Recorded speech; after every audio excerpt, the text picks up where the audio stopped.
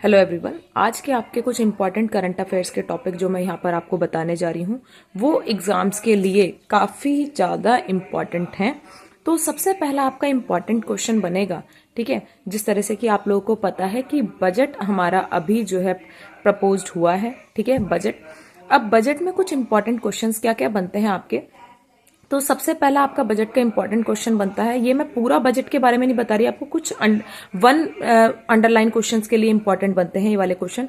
तो सबसे पहला आपका इंपॉर्टेंट क्वेश्चन बनेगा कि जो इस बार हमारा बजट पेश हुआ है 2025 का, ठीक है, उसकी आपकी थीम क्या है, ठीक है, उसकी आपकी थीम क्या है। तो थीम है आपके बजट की इस बार की सबका विकास, ठीक है। इस बार की जो आपकी बजट की थीम है वो है सबका विकास। सेकंड इंपॉर्टेंट क्वेश्चन बनता है कि जो बजट में 4 इंजन्स जो है जिनका डेवलपमेंट होना चाहिए वो कौन कौन से इंजन्स हैं, ठीक है। 4 इंजन्स इंपॉर्टेंट है, इकोनॉमी के करंट अफेयर्स में पूछा जा सकता है। वो कोई भी ऑप्शन आपको अलग दे सकते हैं, लेकिन आपको जिस पे टिक करना है वो मैं आपको बता रही हूँ। 4 इंपॉर्टेंट इंजन्स जिनके बारे में बजट में बात हुई है, तो वो है, सबसे पहला है आपका एमएसएमई, सेकंड है आपका एग्रीकल्चर, थर्ड है आपका एक्सपोर्ट एंड फोर्थ है आपका इन्वेस्टमेंट, ठीक है। फोर्थ क्या है आपका इन्वेस्टमेंट। तो ये 4 इंपॉर्टेंट इंजन्स हैं जिनके डेवलपमेंट के बारे में बजट में बात हुई है। MSME, second export, third investment and fourth one is आपका एग्रीकल्चर, ठीक है। इसके बाद बात आती है आपकी बजट में जो कि इंपॉर्टेंट है कि कौन से इंपॉर्टेंट मेजर्स पर फोकस करने की बात की गई है इस बार के बजट में। क्वेश्चन ध्यान से सुनिएगा कि कौन से इंपॉर्टेंट आपके मेजर्स की बात की गई है कि जिन पे फोकस किया जाएगा इस बार बजट में। तो वो आपके इंपॉर्टेंट मेजर्स हैं। सबसे पहला है आपका पुअर के बारे में बात की जाएगी, ठीक है। सेकंड आपका फार्मर्स के बारे में बात की जाएगी, ठीक है। थर्ड आपका वुमेन्स के बारे में बात की जाएगी एंड फोर्थ आपका यंग, ठीक है, यंग के बारे में बात की जाएगी। तो ये 4 इंपॉर्टेंट मेजर्स हैं जिनके बारे में फोकस किया जाएगा बजट में, ठीक है। अब एक इंपॉर्टेंट क्वेश्चन आता है आपका जो कि आर्ट एंड कल्चर के स्टूडेंट्स हैं, ठीक है। आपको पता ही है कि आर्ट एंड कल्चर जो है आपका करंट अफेयर्स में पूछा जा सकता है और आता भी है, ठीक है। किस तरह से क्वेश्चन आएगा ये भी मैं आपको बता देती हूँ।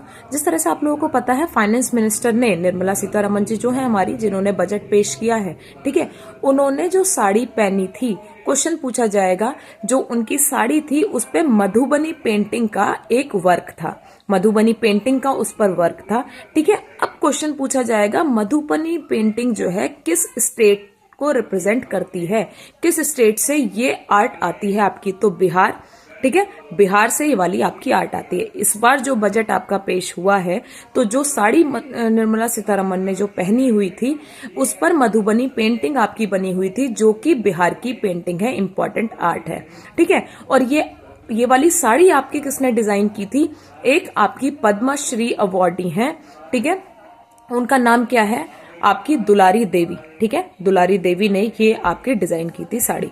इंपॉर्टेंट क्वेश्चन है, ऐसे पूछ लिया जाता है। कभी भी आपसे क्वेश्चन ऐसा नहीं पूछा जाएगा कि आप लोग जो सोचते हैं कि क्वेश्चन पूछ लिया जाएगा कौन से कलर की साड़ी पहनी थी, जी नहीं, क्वेश्चन ऐसे नहीं पूछा जाता।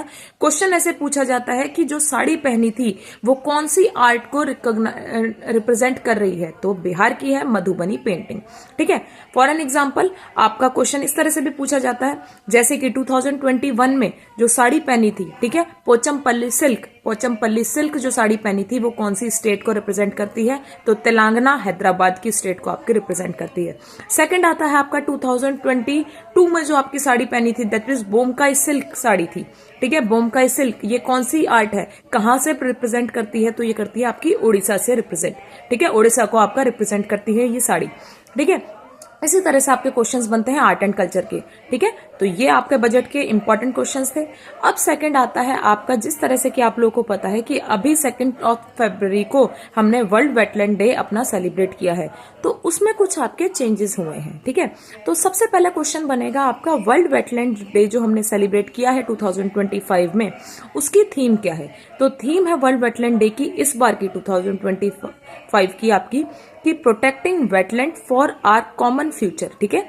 याद रखिएगा, नोट कर लीजिए, 2025 की जो थीम है वर्ल्ड वेटलैंड डे की वो है protecting wetland for our common future, ठीक है।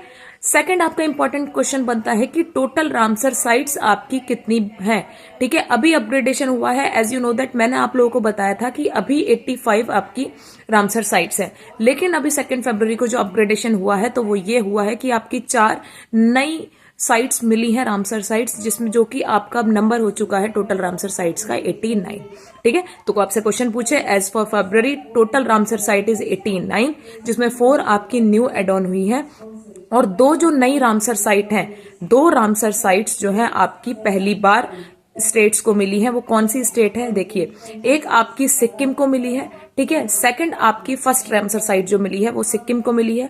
सेकंड आपकी उधवा लेक, ठीक है, आपकी पहली स्टेट वो झारखंड को मिली है पहली रामसर साइट, ठीक है। तो 2 स्टेट्स हैं जिनको रामसर साइट मिली है, एक मिली है सिक्किम को, नाम आप मेरे को कमेंट सेक्शन में बताइएगा कौन सा है, ठीक है। एंड एक मिली है रामसर साइट आपकी झारखंड को, जो कि आपका नाम क्या है उसका, उधवा लेक, ठीक है। अब आता है आपका क्वेश्चन, ऐसे ही पूछा जा सकता है टोटल रामसर साइट्स हमारी कितनी है इंडिया में। इंडिया में टोटल रामसर साइट्स 89 बताया मैंने। क्वेश्चन ये भी पूछा जाता है कि total highest number of Ramsar sites कौन सी स्टेट में है, तो तमिलनाडु में सबसे ज्यादा रामसर साइट्स आपकी पाई जाती हैं, जो कि नंबर है 20 रामसर साइट्स आपकी तमिलनाडु में पाई जाती हैं, ठीक है।